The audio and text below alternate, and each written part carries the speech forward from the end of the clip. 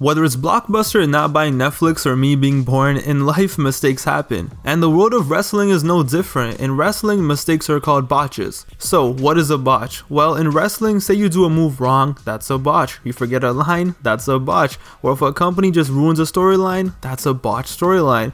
Basically, in wrestling, any mistake is a botch. But yo, there's one botch that just stands out in wrestling history. Without a doubt, the greatest wrestling botch of all time. It was a botch that resulted in an absolute mess. The entire show could have been ruined because of one mistake. It was a botch that led to a man that wasn't even in the match requiring surgery. A botch that to this day is hard to believe actually happened. Gentlemen and the 5 ladies that watch my videos for some reason, let's take a look back at the Royal Rumble from 2005 and the greatest botch of all time. It's January 30th, 2005 and little Pav was playing Smackdown vs Raw all day on the PlayStation 2, and yo, me and my boys were so excited for the Royal Rumble. Everyone was really invested at this time and there were 2 wrestlers who everyone was behind. Now you guys know me, I am a John Cena mark through and Thuganomics Cena in 2004 was really what made me love the guy, and by January of 05 everyone just had the feeling like it's time for the next step. He had basically spent all of 04 being US champion, and just listen, at the end of 04 this man got stabbed at a club, came back 3 weeks later and clapped the man who stabbed him and then won back the US title. Yeah, to us he was definitely ready to be a main event player. But could he win the Royal Rumble and guarantee himself a title shot at WrestleMania? The other wrestler, the Animal Batista. Batista had a vastly different rise than Cena. Batista at this point was the last soldier left in Evolution. Batista was really coming into his own at this point. The beauty in Batista's character growth was seeing week in and week out Batista just getting tired of doing all the Triple H's dirty work and slowly becoming independent. It was a slow burn, but it was done perfectly. Even going back to November, you could see the shots of Batista staring at the world title, showing that he too has ambition and just doesn't want to be Triple H's lackey forever. Batista then would start doing things for himself and standing up to Triple H, and it all changed in the Elimination Chamber. Triple H had the opportunity to save Batista from getting eliminated, but he didn't. At that point, Batista knew it was time for him to go out and do things for himself. See, what was special about this was when Triple H usually turned down someone, whether Shawn Michaels or Randy Orton, the wrestler never saw it coming. They're always blind to it. But here, Batista was smart. He knew exactly what Triple H was eventually going to do. So Raw had Batista and SmackDown had John Cena. Could any of them pull it off? So here we were, Royal Rumble 2005, live from Fresno, California.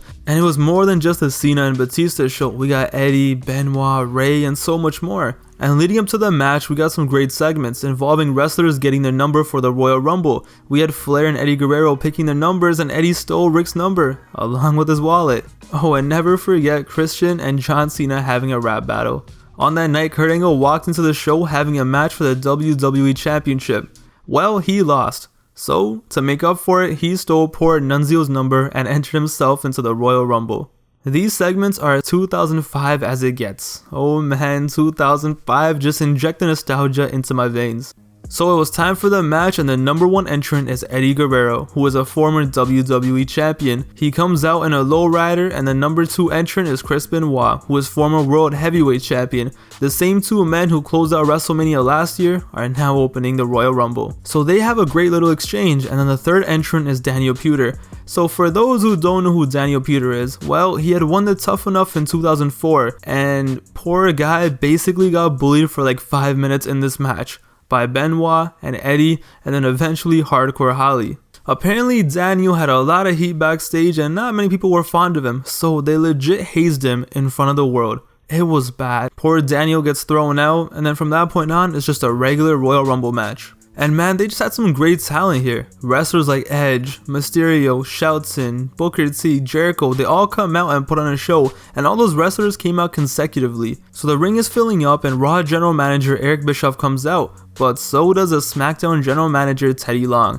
See, this was back in 05 when the brand split meant something and there was beef. Fans usually picked a side, and I was always a SmackDown guy. So both GMs come out to cheer their guys because they want to see their superstar main event WrestleMania. So there were 8 guys in the ring, and 2 months after SVR came out on the PS2, we got real life SVR. The Raw guys go on one side while the Smackdown guys go on the other, and the crowd is just going crazy. And yo, this was when the company and the fans cared about the brand split, when the two shows felt different. See, us Ruthless Aggression era kids, we didn't get to see the dynamic of the Monday Night Wars, so this was the beef that we had. Obviously, it wasn't close to the level of excitement and the importance of the Monday Night War, but for us kids, this was awesome. So they're going at it, and it was just awesome because we didn't get this often. During this match, I loved Rey Mysterio's performance. He was everywhere, just non-stop wilding, jumping and flying everywhere. Little did we know that next year, he would put on another performance that was even better than this. Even Edge was going off in the match, and this was the same night he had just beat Shawn Michaels to open the show. He eliminated Shelton and Eddie Guerrero. He was really coming off as a star. Then came number 19, Shawn Michaels, to a huge ovation. He goes in there and starts atomic dropping mans like it was nothing. But then the next wrestler to enter comes out, and it was none other than Kurt Angle. And this wasn't normal Kurt Angle, no. This was angry, enraged Angle who had just lost a WWE Championship match a few minutes earlier. He goes in the ring and goes mental. German suplex on Benoit, belly to belly on Rey, German on Jericho, Angle slam on Edge, Angle slam on Dupree, Angle slam to Michaels, but no, super kick, but no, ankle lock on Michaels. No one was gonna stop Kurt Angle on this night. He was going to WrestleMania, but HBK rolls out of it, and then bang, super kick to Kurt Angle, who goes flying outside. Kurt Angle was eliminated from the Royal Rumble. Short and sweet, but what a moment. Kurt was going crazy, and then for the first time in their careers, two of the greatest wrestlers ever had their moment. A dream match, HBK and Kurt Angle. But on this night, Shawn Michaels got the better of Kurt. Or did he? More wrestlers enter, and a few minutes later, out comes Mark Jindrak at number 22. As soon as he gets in there, Kurt Angle follows him in the ring. He picks up Michaels and just dumps him over the top rope, and Michaels is eliminated. You really thought Kurt Angle was gonna move on, Shawn? Kurt is even more angry now. He gets the ring steps and just bashes it into Shawn's face, and there is blood pouring everywhere. Shawn is dripping blood, and JR pulls out the good God Almighty, and Angle puts Michaels into the ankle lock, and Michaels just bleeding and screaming. And there it was. It was the beginning of the feud that led to WrestleMania 21, one of the greatest matches ever, Shawn Michaels versus Kurt Angle. That's how you start a feud. The match goes on and wrestlers come in and go out, but we also got one of the most vicious eliminations ever. Snitsky killing Paul London. Rest in peace. Just look at this. This was just wow. Poor Paul London got his head knocked off. Literally. So remember how I said there were two wrestlers who everyone was looking out for here? Well, at number 25, out came John Cena to a huge pop. And little me marked out so hard for this. And then 3 spots later, out came Batista to an equally huge pop. More action happens, and eventually we're down to the final 4. And the final 4 was great because it was the 4 guys who were going to be huge stars for the next 5 years. You had Edge, Rey Mysterio, John Cena, and Batista. So Edge hits a spear on Batista and Cena, but then Rey tries to hit him with a 619, but Edge counters, and then Edge spears Rey to eliminate him. So Edge then charges in against Cena and Batista while they're against the ropes, but they double backdrop Edge out of the ring, and here we are, we're down to Cena and Batista. And this is where the fun begins. It's SmackDown vs Raw, two of the most popular up-and-coming wrestlers in the company, and now one of them is going to go on to main event WrestleMania. It was simple but great storytelling. Even whoever was going to lose will get the rub because at the end of the day, they made it that far. It's a win-win for everyone. You know, unless something crazy could happen that could possibly jeopardize everything, yeah. So John Cena, Batista, face to face, WrestleMania sign in the background, and the crowd was going crazy. And here we go. Cena goes for the FU. Yes, kiddies, remember when it was called the FU and not the AA? But Batista fights out of it, and then Batista goes for the Batista bomb. But Cena's momentum ends up taking them both into the ropes. And they're both by the ropes, and Cena flips over, but Batista goes over as well, and they fall out of the ring at the exact same time. They both landed perfectly at the exact same time. What are the odds? Now you might say, wow, what an ending. Throwback to the 1994 Royal Rumble. Let me guess, Batista will win and challenge for the Raw belt, and Cena for the Smackdown. Co-winners of the Rumble. Wow, great booking. Yes and no. See, the thing was, this wasn't supposed to happen. There was only supposed to be one winner, but somehow both of them ended up outside at the exact same time. So how the hell were you to have one winner when both of them landed at the same time? You couldn't even edit the replays out to make it different because it was the same shot. What a mess. This then became mayhem, and everyone involved had to improvise, and the referees here held it down beyond comprehension. So the Raw referee Jack Doan says Batista wins, but then the Smackdown referee Jimmy Correa says John Cena wins. But it wasn't that simple. So I read the Smackdown referee Jimmy Correa's book, and this is what he said. Quote, "For the record, this was not the planned finish for the match. In fact, Batista was supposed to hang onto the top rope and only Cena was to be eliminated. This unexpected turn began a chain of events that could have not worked out any better if you planned the whole thing." When explaining the events after, he said Jack, the Raw referee, just raised Batista's hands because he was slated to win anyway, but Charles Robinson, the Smackdown referee, didn't know for sure who hit the ground first, so he didn't just want to agree with Jack until in the earpiece they told the refs that the people backstage also didn't know who hit the floor first. So literally no one knows what's happening, who hit the ground first, what's going on, and the referees are just told, okay, just raise the hands of your show's winner. So the Raw referees were on Batista's side and the Smackdown referees were on Cena's side.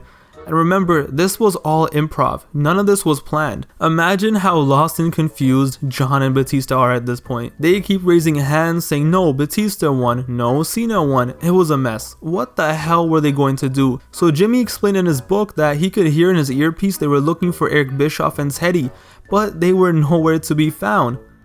So out came Vince McMahon, walking in with a vengeance, throwing his jacket on the ground just bright red. He jumps into the ring and bam.